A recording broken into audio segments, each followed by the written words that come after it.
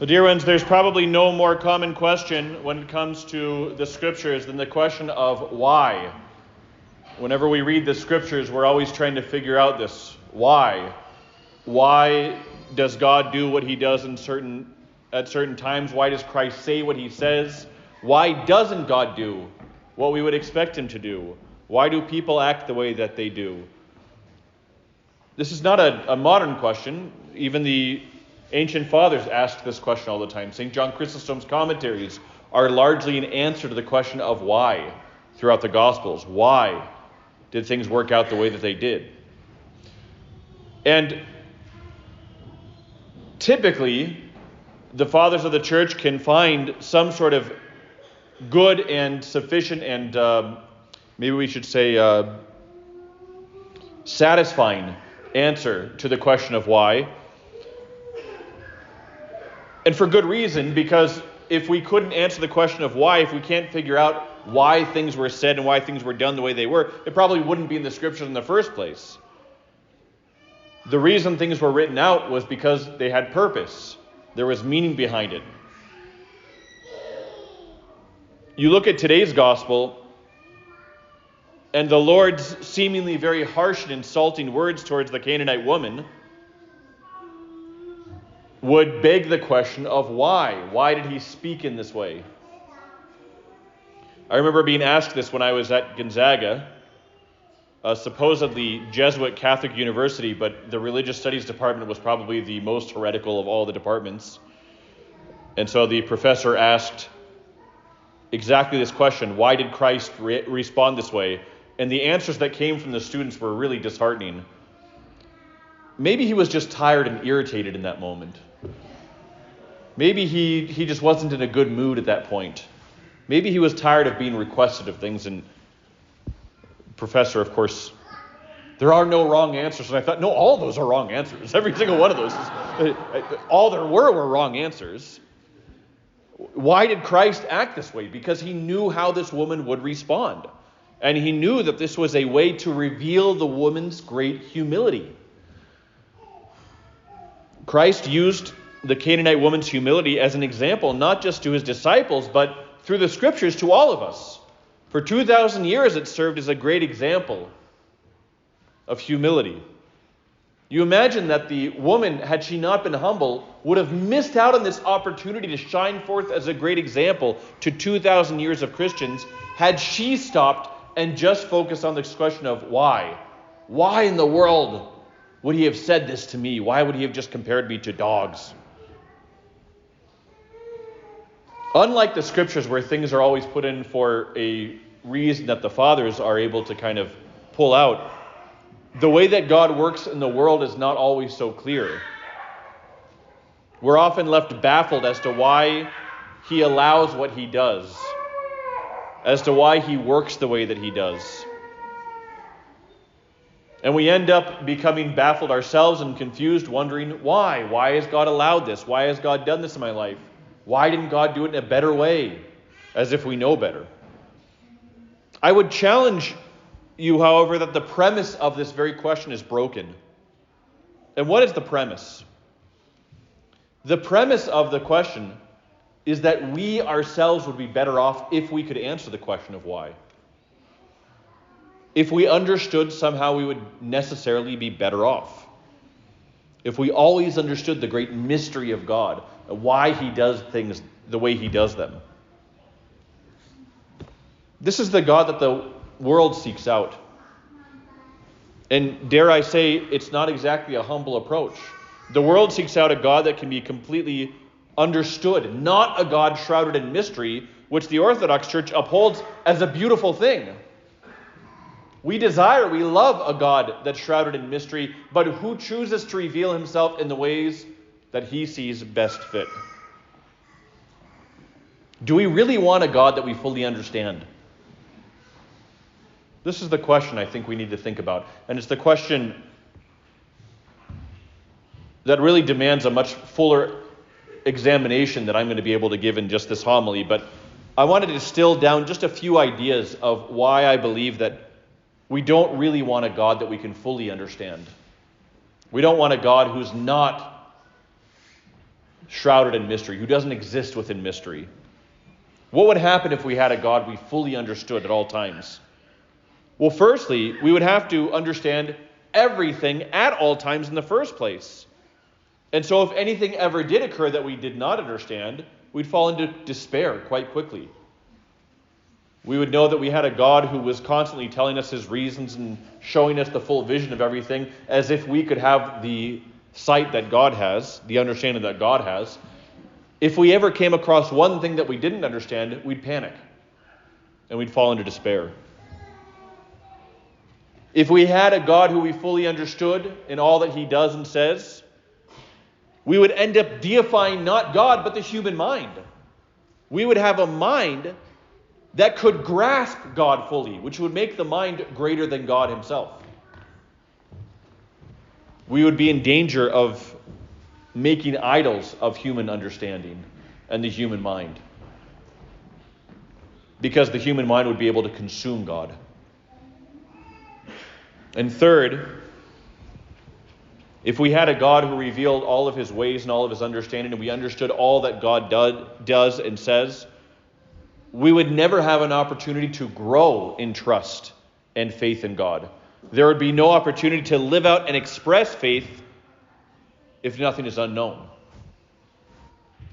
What causes us to grow in faith is when we're forced to trust God in places where we don't understand things, where we don't fully understand what's going on and why he's acting the way that he is. We have to beware of a pride that judges God. And this is much of what happens with the world, and especially with atheists today. When they see something in the scriptures, they see something in human history they don't understand, they judge God as being unjust, uncaring, unmerciful. And what happens is by doing so, they reveal that they believe they themselves are more loving, are more reasonable, are more even-handed, are more just. That's an extreme pride and a dangerous place to be. I would challenge that even some Orthodox saints, God forgive me for this, but I think even a few Orthodox saints have kind of gotten this a little bit off. St. Augustine, who I have a great love for, he preached faith-seeking understanding. But I think that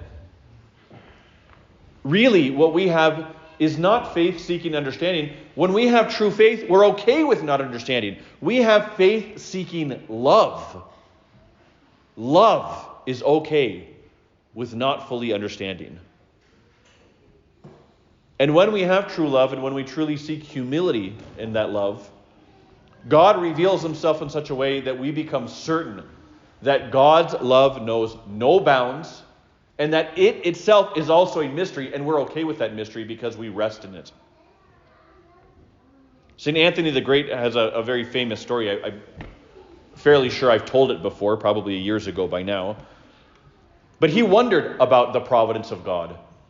And one day he began to wonder why it is that there were faithful Christians who seemed to always be stuck in poverty and suffering, who always seemed to be having difficulties, who could never seem to catch a break. And then there were people who had no faith, who were even cruel towards those around them, and yet they seemed to have every worldly comfort. They were wealthy. They were comfortable. They had no illnesses. And he began to question this, asking the same question. Why? Why, God? Why is it that the world doesn't seem to work out the way that we would expect it to? Why is it that your mercy doesn't seem to work in the way that we would want it to? And after contemplating this and questioning God, walking the desert, eventually he heard a voice boom out from heaven that said, Anthony, the focus of your salvation is enough for you. Can you see with my eyes? Can you understand with my understanding? Trust that all these things are within my providence. As for you, you focus on you and your salvation, and all will be well. When I first read that response from God, I found it rather dissatisfying, because again, I really wanted an answer to that question, why? I wanted to understand with God's understanding. But in time, what I've learned is that the lives of the saints reveal to us that when we get to know God as he truly is. And that's the purpose of the faith. The purpose of the faith is to have a heart that is so pure that God reveals himself as he truly is. And we do not have a single saint who has come to the great revelation of God as he truly is and has not come away knowing that God is love. That love is unfathomable. That love is beyond understanding. That love is beyond anything we could possibly ever explain. And indeed, that love is often shrouded in mystery, but that mystery is okay because we know for certain that God is love.